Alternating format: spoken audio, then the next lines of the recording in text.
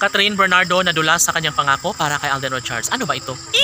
Siyempre, ang pag-ibig nga naman ni Catherine Bernardo ay panghabang buhay at never na mawawala ang kinang sa kanyang pag-ibig na nasimulan para sa binata.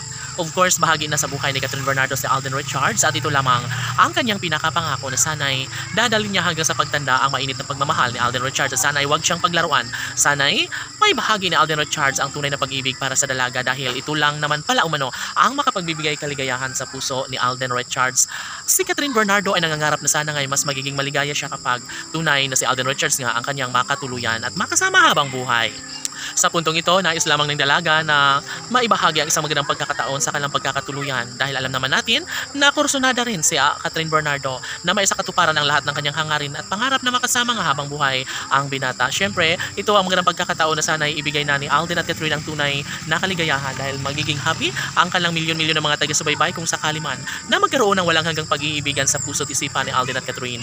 Lalong-lalo na kapag mabigyang katuparan nga ang lahat ng kanilang pagkakatuluyang pinakahinahangan, hindi lamang sa kanilang mga malalapit na mga kaibigan, maging sa kanilang mga pamilya at ng kanilang milyon-milyon ng mga taga-subaybay. Tanging si Alden at Catherine ang pangarap nila na magkatuluyan at magsama forever. Nais lamang na magkaroon ng kulay at magliwanag ang buhay ni Alden sa pag-ibig niya kay Catherine Bernardo. Dahil una sa lahat, ito lang naman ang makapagbibigay kaligayahan sa puso ng dalaga, ang magkaroon ng habang buhay na pag-ibig para sa pretty girl na si Catherine. Si Alden Richards ay umaasa na sana nga ay hindi na mawalay pa sa kanyang buhay si Catherine Bernardo dahil sa totoo lang, kalungkutan sa buhay ni Alden Richards ang mawala sa kanyang tabi ang pretty girl na si Catherine.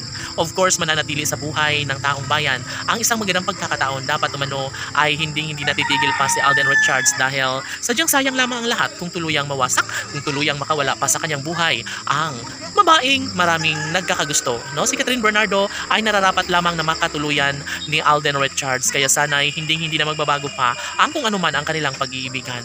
Dito nadulas ang pretty girl na si Catherine Bernardo dahil sadyang malulungkot siya kapag mawala nga sa kanyang buhay ang gwapong aktor na si Alden. Kaya sana'y maging maisakatuparan ang lahat ng kanyang mga pangarap na makapili nga hanggang sa pagtanda ang gwapong aktor na si Alden Richards. Bagamat marami ang kumukontra, marami ang hindi sang-ayon sa kanilang relasyon, ay wala na umano silang magagawa pa.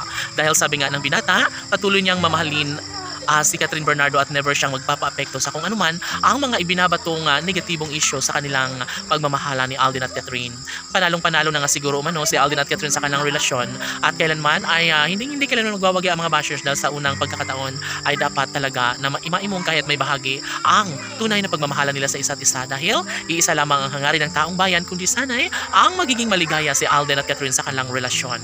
Never na mawawala ng pag-asa si Alden at Catherine at dapat ay talagang hindi na hahayaan pa ni Alden na mawasak ang kanilang relasyon ni Catherine Bernardo. Laban!